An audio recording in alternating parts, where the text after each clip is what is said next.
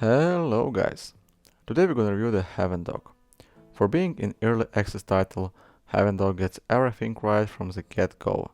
This clever mix of base building, basic survival settlement management, and whatever we call the Factorio-like subgenre is already a delight.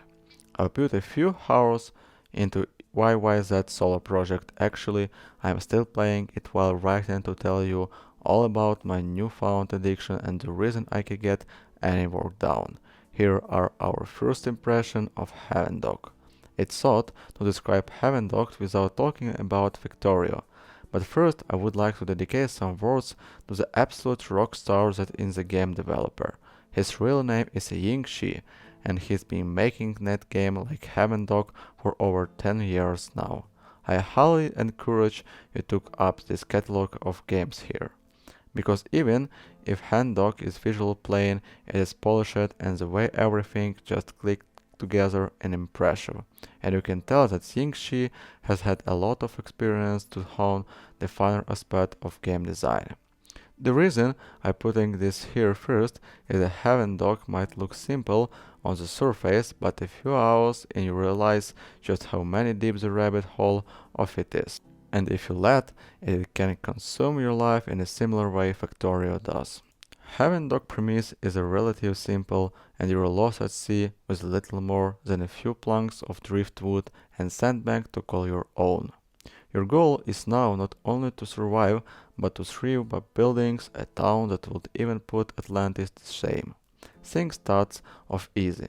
You collect wood to build more platforms and start to pump and distill water. At first, survival is a relatively easy task, especially when it's just yourself to look after.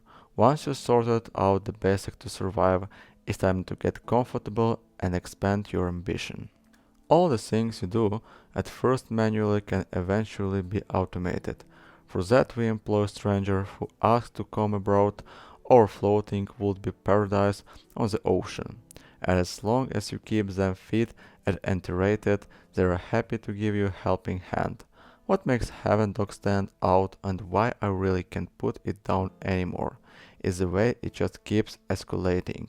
Just like Factorio, the more you play, the more complex and intense things get, especially when you start digging deeper into the research and development tree. It also here where the settlers in a Havendock shine in usually management sim fashion. They come with a bunch of methods for you to nurse and provide.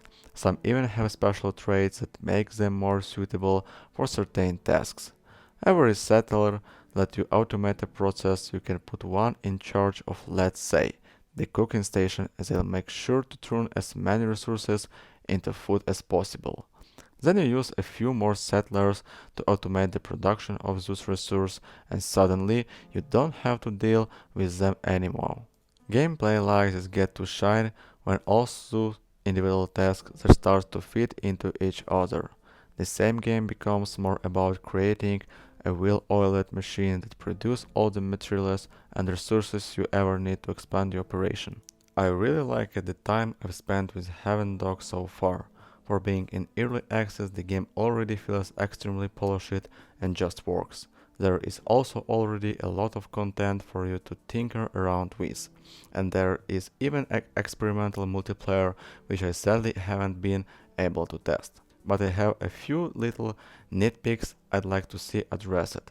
For example, I don't really see a reason for homes. There exists to give your settler a place to stay, but outside of being a requirement to keep them happy, I have yet to see a settler actually use them.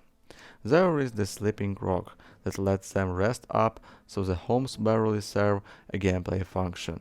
Please let me manage who bunks with who and make me match up their personalities. The game could also use a random world generator. Currently there are set locations that unlock certain features.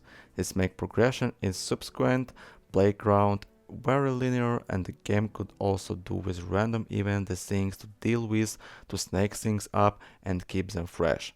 But that aside, I'm extremely excited to see what kind of direction Havendock will go into. It will be nice to have some kind of roadmap to refer to, but as it's now, Havendock is well worth your money when it launches.